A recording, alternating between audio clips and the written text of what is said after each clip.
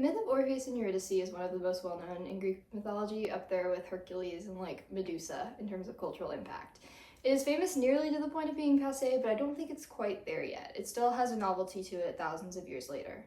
If you don't know it, or if you kind of do but you want to refresh, the story is basically this. Orpheus is a musician and a poet, oftentimes the son of Apollo or a muse, who travels to the underworld in order to bring his wife Eurydice back to life after she is killed by a snake bite. He then pleads to Hades, who's the king of the underworld, saying, quote, "I, Orpheus, implore you, unravel the web of my dear Eurydice's early passing. We are all destined for you.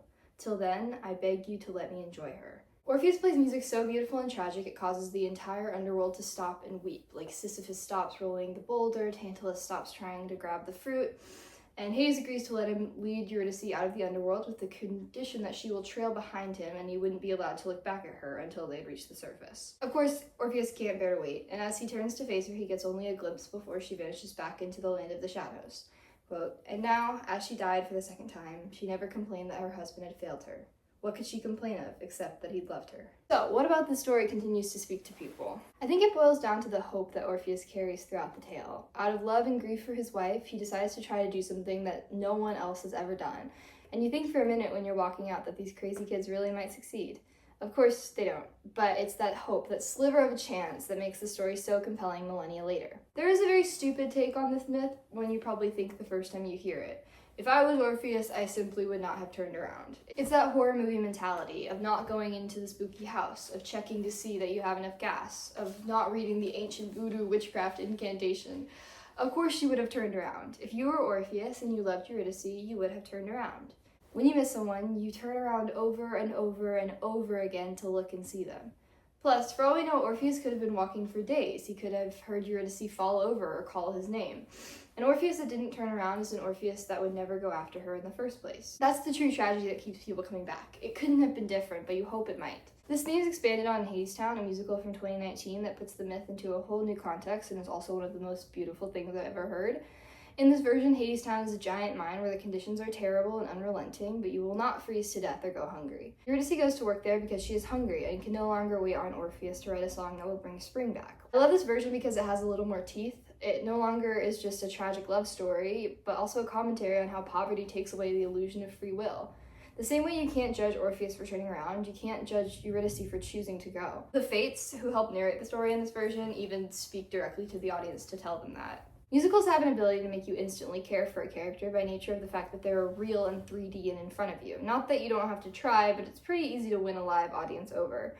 I care much more about this version of Orpheus because I can see him in front of me, nervous and in love. I can see the way Eurydice is at war with herself. The musical is also just sonically great, amazing performances all around, and genre-wise it blends New Orleans-style jazz and contemporary folk, and it lends the show a very distinct aesthetic that I'm very fond of. Orpheus's character especially feels directly inspired by Jeff Buckley, though I may be wrong. It's just whenever I hear this, King of Shadows, I immediately think of this. I lost myself on a cool, damp night. Jeff Buckley is a tragic musical figure in his own right, and he tells effective tragedies all the time in his music. It's not lover you should come over, it's lover you should have come over. It couldn't have been different, but man oh man do you wish it could have. He says it's not too late, but you know he's wrong. If he wasn't too late, he wouldn't have to say so. Hades is also a metatextual explanation for itself and devotes time to explaining why exactly it is that the story keeps being told and retold thousands of years later. It's kind of like Hamilton in that way, where the characters sort of know that they're in a musical. The show starts with the characters walking on stage and settling into their roles. When Orpheus toasts to the world we dream about and the one we live in now, he turns to the audience. I love fourth wall breaking, partially just because it's fun, but I also think it serves a very important purpose in this musical especially. Since the way Orpheus convinces Hades to give him a chance of saving Eurydice is by singing an old song, the show owes itself to the act of retelling stories, and by embracing its history instead of shying away from it, it makes a much more lasting and meaningful statement. A good tragedy tells you how it's going to end. At the very least, your experience is not worsened by knowing the ending. Perhaps the most ubiquitous tragic love story, more so than Orpheus and Eurydice, is of course Romeo and Juliet.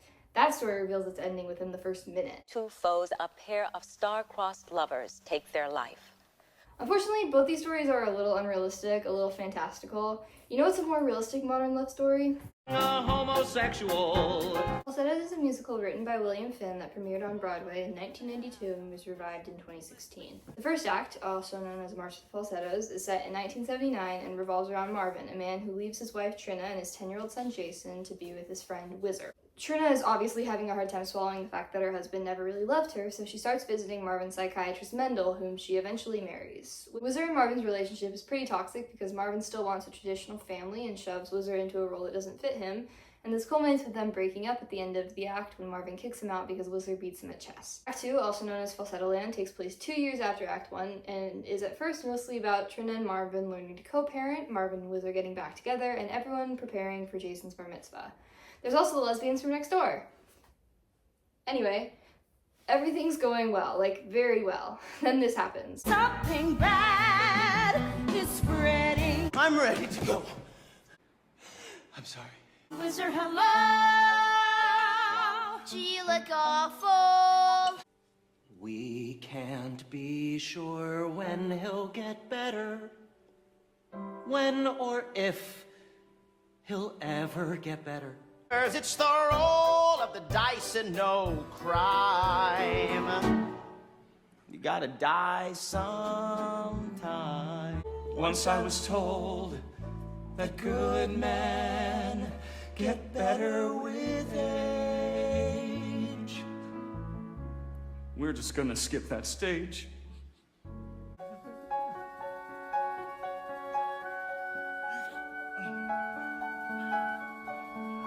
It's devastating. I have been aware of falsettos for years, particularly the 2016 revival that was very popular with sad teens, but I had been putting off watching it because I knew it had a very sad ending and I never found myself in the mood for it. I didn't know anything beyond that until about a month and a half ago when I started going through a very intense Book of Mormon phase, which I'm semi-ashamed to admit is one of my favorite musicals. I had an itch for more, especially from Andrew Rannells, love you Andy, and so I finally decided to check it out. I watched the first act on the night of May 27th and then went to bed sick to my stomach knowing what was coming. The next morning I watched the second act and was absolutely wrecked. It's not just the tragic ending, it's the dread that precedes it. If you're familiar with the story and pay attention to some key foreshadowing, Is he vicious? Yes. Would he kill you? Yes. you're left with this horrible foreboding, watching these characters in 1979 that have no idea that their story is about to change. It's like the opposite of that stupid rom-com where you find out in the last scene that the guy is in the World Trade Center on 9/11 for like no reason. You see the bomb under the table long before Whizzer does, and you want to shout at them to stop fighting and love each other before their whole world gets ripped apart. There's an obvious comparison people make to Falsettos, a musical also set in the 80s, also about the AIDS epidemic, also featuring Tracy Thoms, and that musical is Rent. I have intense beef with this musical. I don't think it works, and I wish it wasn't one of the few original musicals that people have a frame of reference for. However, none of my points on that musical are new or indeed my own. Anything I say could be said much better in Lindsay Ellis's video on Rent, and there's also this video directly comparing the two musicals that I haven't seen but I know is popular. Instead, I'm going to make a different comparison, one that I think is a little less obvious but pretty direct. This is also a story primarily about gay men with themes surrounding illness and love and parenting, with 4 main male characters that mostly takes place in New York City. Can you guess it?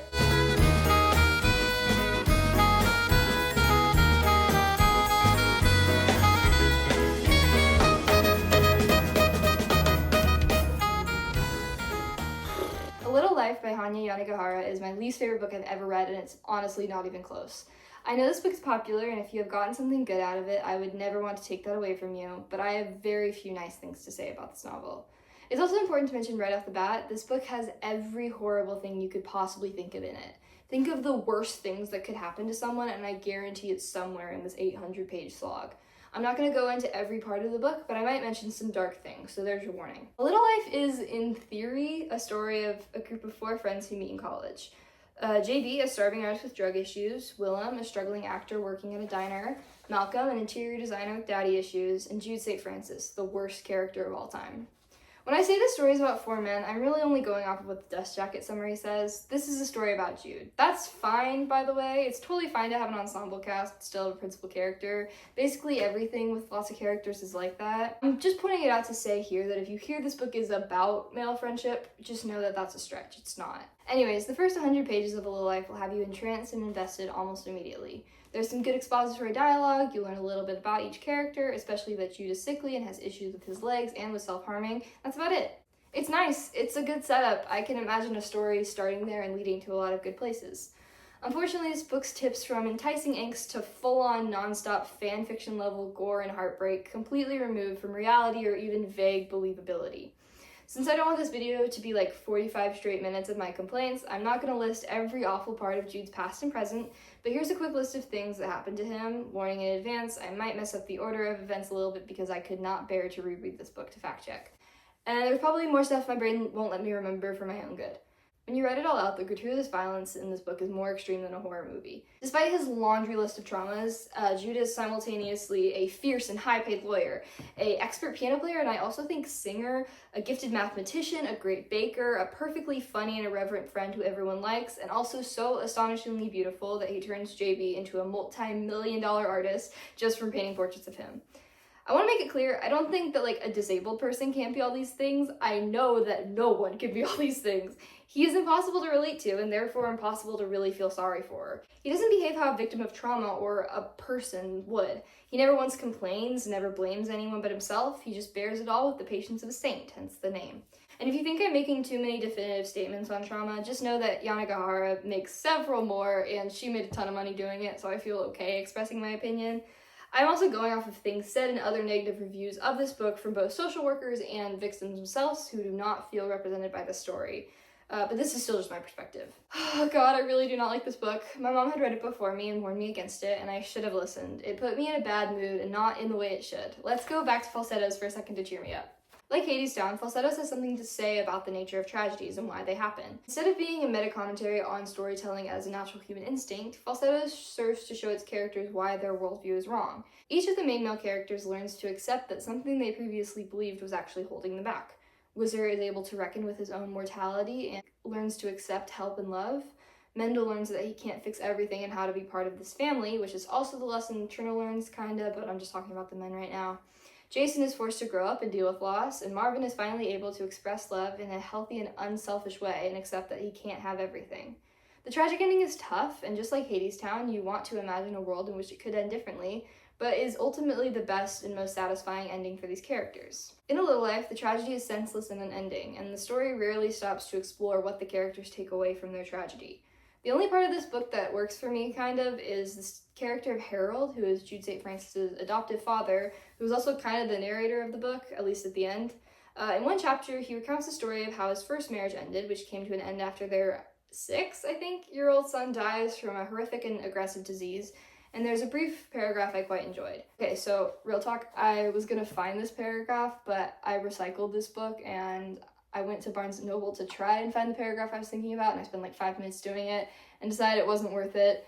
Basically, if I can recount it in my memory, it was basically about how after a child dies, of course you feel grief and horror and anger, but also relief. Like Harold talks about how he felt a little bit relieved because at least now nothing worse can happen.